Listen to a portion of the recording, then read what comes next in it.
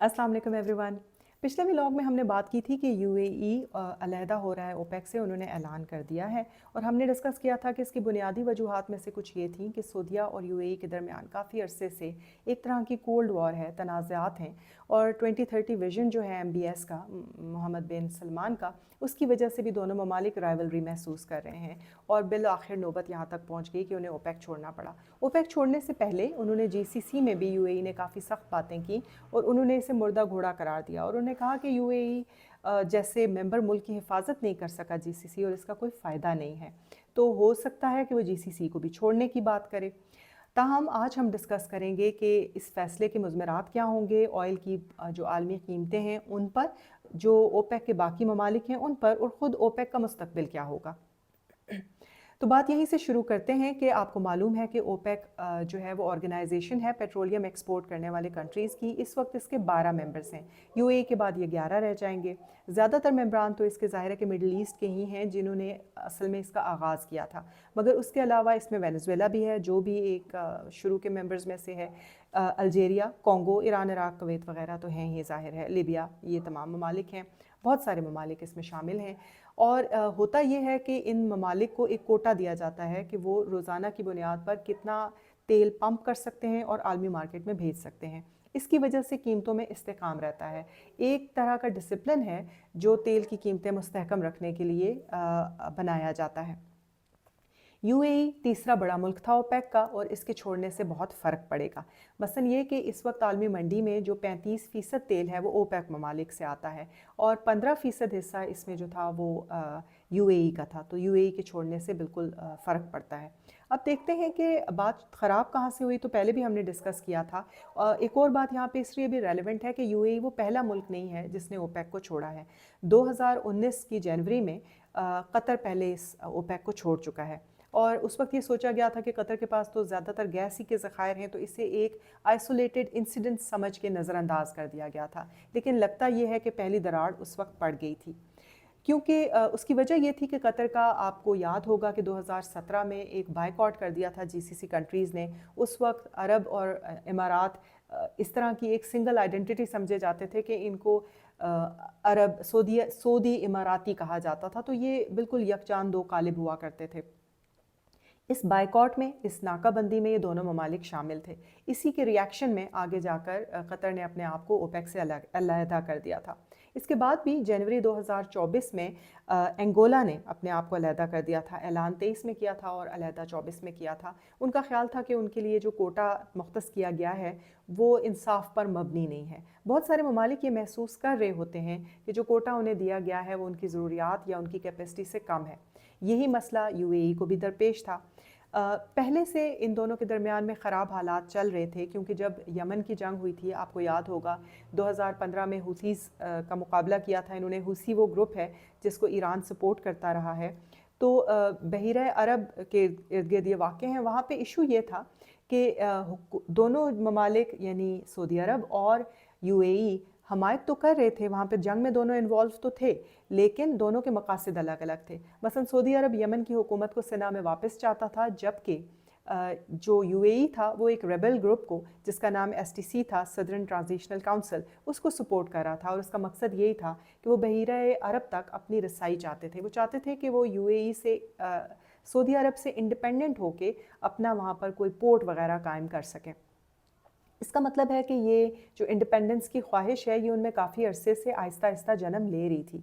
वैसे भी जितना डाइवर्सिफाइड उनका पोर्टफोलियो है, आपको शायद अजीब लगे कि इस वक्त सिर्फ 30% उनकी जो यूएई की मईशत है वो तेल पर या तेल की मसनूआत पर इन्हिसार करती है। बाकी उन्होंने अपना पोर्टफोलियो डाइवर्सिफाई कर दिया हुआ है ऑलरेडी। उसमें सयाहत है, उसमें टेक्नोलॉजी है, एआई है, और बैंकिंग है, फाइनेंस है, बिजनेसेस हैं वगैरह, बहुत सा कुछ है जो वो इसके अलावा भी कर रहे हैं।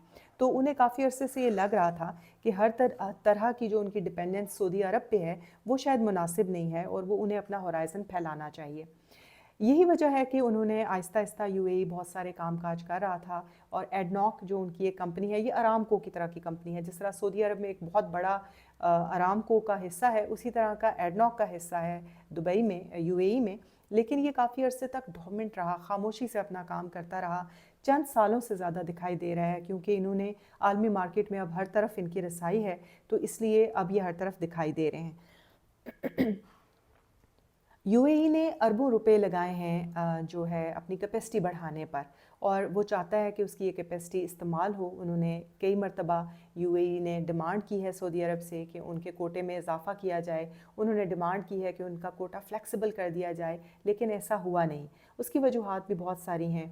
एक तो ये कि पहले हम डिस्कस करते हैं 2018 में आखिरी मरतबा कोटों का तयन हुआ था, और 2018 में जब कोटे बने थे तो यूएई को कोटा मिला था 3.1 मिलियन बैरल्स पर डे। अब यूएई ने अपनी कैपेसिटी बढ़ा के इस वक्त 4.85 कर दी हुई है, और बहुत जल्द वो 5 मिलियन बैरल्स पर डे निकालने की कैपेसिटी पे आ जाएंगे। तो उनके हिसाब किताब के मुताबिक उन्हें रोज़ाना की बुनियाद पर 2 मिलियन बैरल्स का नुकसान हो रहा है, जो सालाना अगर गिना जाए 80 रुपये पर बैरल अगर पे गिना जाए तो ये नुकसान $50 बिलियन बनता है, जो एक किसी छोटे मुल्क की पूरी साल की इकॉनमी ही होती है, पूरे का पूरा बजट होता है। तो यूए की कैलकुलेशन के हिसाब से उनका ये नुकसान हो रहा है।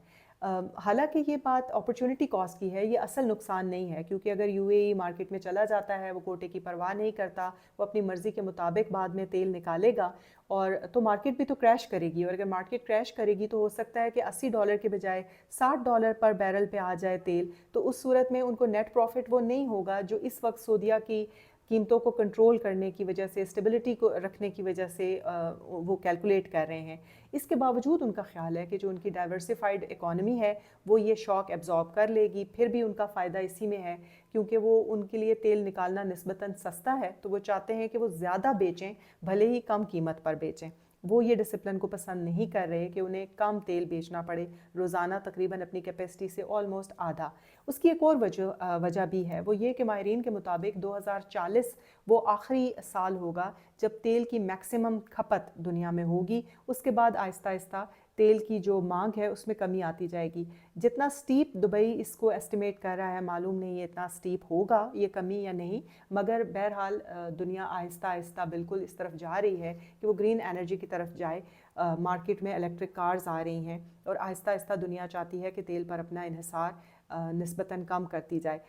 यूएई को ऐसा लगता है कि वो वक्त जल्द आ जाएगा और बहुत सारा तेल बग़ैर बिके ही उनकी ज़मीनों में हमेशा हमेशा के लिए रह जाएगा। वो ऐसा नहीं चाहते, वो चाहते हैं कि सस्ता ही सही, मगर वो तमाम तेल ज़रूरत के वक्त तक बेच दें और फिर उन पैसों को पंप कर दें अपनी पहले से ही डाइवर्सिफाई हुई मईशत में। दूसरी तरफ सऊदी अरब ऐसा नहीं चाहता, क्योंकि सऊदी अरब विजन 2030 पर गामजन है, और सऊदी अरब ये चाहता है कि उन्होंने न्योम सिटी बनाना है, उन्होंने बहीरा अरब में एक बड़ा पोर्ट बनाना है, बंदरगाह बनानी है, और भी बहुत बड़े बड़े मंसूबे उनकी पाइपलाइन में हैं, और उसके लिए उनको मुसलसल पैसे चाहिए। तो वो ये चाहते हैं कि तेल की कीमत $80-86 के करीब ही रहे, इससे कम ना आए, ताकि वो अपने रिसोर्सेज का बेस्ट इस्तेमाल कर सकें। यहाँ पे दोनों जो ममालिक हैं उनकी जो ख्यालात हैं वो एक दूसरे से बिल्कुल मुख्तलिफ हो जाते हैं, लिहाजा दोनों की आपस में बन नहीं पा रही। इस सूरत में होगा क्या? इस सूरत में सबसे पहले तो एक प्राइस वॉर शुरू हो जाएगी, जो नई बात नहीं है। प्राइस वॉर हमने पहले भी देखी है, जब 1990 के अरसे में दुनिया ने गल्फ़ में प्रॉब्लम्स देखे थे, तो उस वक्त भी ये हुआ था कि सऊदीया, क्योंकि रूस के पास अपना तेल था, रूस उसको बहुत बड़ी तादाद में पंप कर रहा था, तो इनके दरमियान में प्राइस वॉर शुरू हो गई थी, और होते होते ये प्राइस वॉर इतनी बढ़ गई कि फिर एक सऊदी अरब को और रशिया को आपस में बैठकर बातचीत करनी पड़ी, और वहीं पे ओपेक प्लस बना था जिसका मेंबर रशिया भी है। इसके अलावा भी और बहुत सारे ममालिक हैं जो ओपेक का हिस्सा नहीं हैं, और वो आहिस्ता आहिस्ता बहुत सारा तेल, जब से ये समंदरों से तेल निकालने का रुझान हुआ है, तो अब कनाडा अपना तेल निकाल रहा है, अर्जेंटीना निकाल रहा है, नॉर्वे निकाल रहा है, यूएसए में बहुत बड़ी अमाउंट में डिस्कवरीज हुई हैं ऑयल की, और यहाँ तक कि 5 million gallons per day USA की अपनी ज़मीनों में से निकल रहा है, समंदर में से निकल रहा है, और यूएसए अब उस तरह मोहताज नहीं रहा गल्फ़ के तेल पे जिस तरह के वो कभी था। तो आहिस्ता आहिस्ता हम देखते हैं कि ओपेक जो है अंदर से कमज़ोर होता जा रहा है। मुख्तलिफ़ ममालिक महसूस करते हैं कि वो डिससेटिस्फाई हैं कि कोटा सिस्टम से, लेकिन ये कोटा सिस्टम मार्केट में इस्तेहकाम रखने के लिए बहुत ज़रूरी भी है। सऊदी अरब की ज़िम्मेदारी अब पहले से बहुत ज़्यादा बढ़ जाएगी। यूएई के बाहर जाने से वो एक तरह से अकेला भी पड़ जाएगा और उसके शोल्डर्स पर ही ज़्यादा बोझ होगा।